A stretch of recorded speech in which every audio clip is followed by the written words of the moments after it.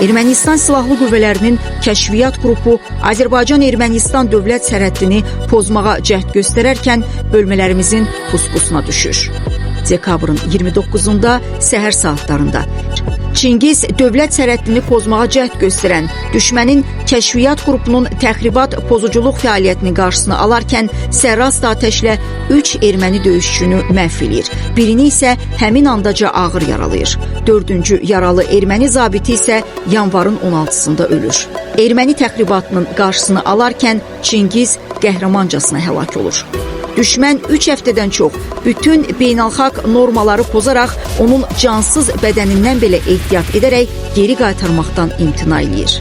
Şəhid Çingiz Qurbanov izdihamla Qusar şəhərindəki Şəhidlər Xiyabanında dəfn olunur.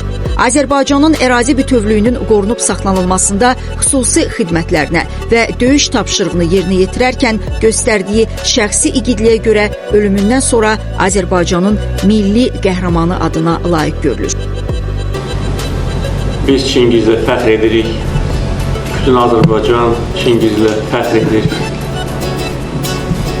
Bu bir daha göstərmişdir ki, Azərbaycan vətəndaşı, Azərbaycan gənci, əskəri heç vaxt bugünkü vəziyyətlə barışmır.